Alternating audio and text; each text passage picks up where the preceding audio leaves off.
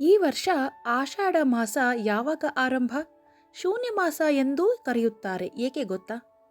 Hindu calendar ಪ್ರಕಾರ ಆಷಾಢ ಮಾಸವು 4ನೇ ತಿಂಗಳು. ಈ ಮಾಸದಲ್ಲಿ ಹುಣ್ಣಿಮೆಯ ದಿನ ಚಂದ್ರನು ಉತ್ತರಾಷಾಢ ಅಥವಾ ಪೂರ್ವಾಷಾಢ ನಕ್ಷತ್ರಗಳಲ್ಲಿ ಇರುವಾಗ ಆಷಾಢ ಮಾಸ ಎಂದು ಕರೆಯುತ್ತಾರೆ. ಈ ತಿಂಗಳು ಶೂನ್ಯ ತಿಂಗಳು. ಆಷಾಢ ಮಾಸದಿಂದ ಮಳೆಗಾಲ ಪ್ರಾರಂಭವಾಗುತ್ತದೆ. ಸೂರ್ಯ ಮಿಥುನ ರಾಶಿಯಿಂದ ಕರ್ಕಾಟಕಕ್ಕೆ ಪ್ರವೇಶಿಸುತ್ತಾನೆ. ಇದರೊಂದಿಗೆ ಉತ್ತರಾಯಣ ಪುಣ್ಯಕಾಲ ಮುಗಿದು ದಕ್ಷಿಣಾಯನ ಪ್ರಾರಂಭವಾಗುತ್ತದೆ. ದಕ್ಷಿಣಾಯನವು ಪಿತೃದೇವತೆಗಳಿಗೆ ಪ್ರಿಯವೆಂದು ಹೇಳಲಾಗುತ್ತದೆ.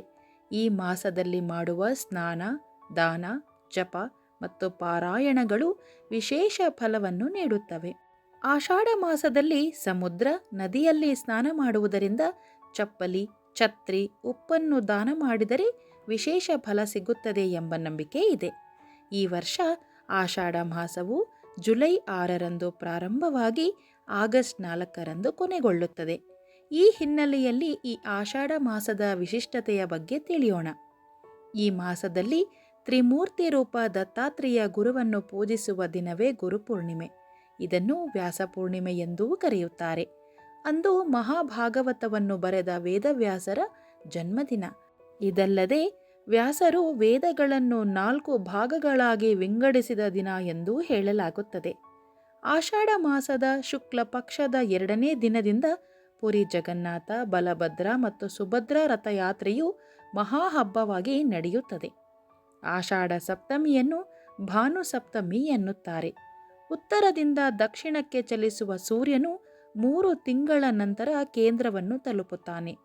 ಆ ದಿನ ಹಗಲು ರಾತ್ರಿ ವ್ಯತ್ಯಾಸವಿಲ್ಲದೆ ಸಮಾನವಾಗಿರುತ್ತದೆ.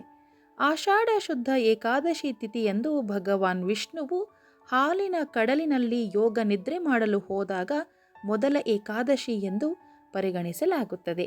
ಈ ತಿಂಗಳ ಮೊದಲ ಏಕಾದಶಿಯನ್ನು ಶಯನ ಏಕಾದಶಿ ಎಂದು ಕರೆಯಲಾಗುತ್ತದೆ. ಇಂದಿನಿಂದ ಚಾತುರ್ಮಾಸ ವ್ರತ ದೀಕ್ಷಾ ಆರಂಭ.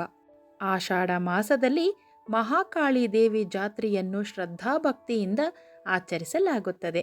ಈ ಮಾಸದಲ್ಲಿ ನವದಂಪತಿಗಳು ಅತ್ತೆಯ ಮನೆಗೆ ಕಾಲಿಡಬಾರದು ಎಂಬ ಸಂಪ್ರದಾಯವಿದೆ. ಸರ್ವಂ ಶ್ರೀಕೃಷ್ಣಾರ್ಪಣಮಸ್ತು.